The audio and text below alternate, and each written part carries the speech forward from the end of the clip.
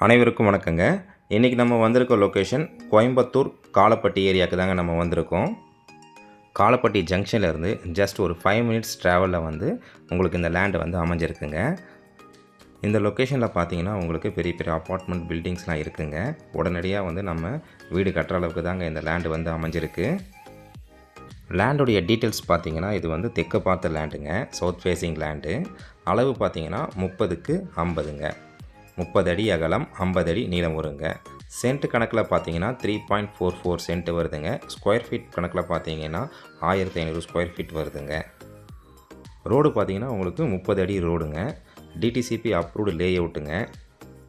Price பார்த்தீங்கன்னா ஒரு send 16 லட்சம் சொல்கிறாங்க. விலை சிறிது அனுசரித்து தரப்படும்னு சொல்லியிருக்காங்கங்க.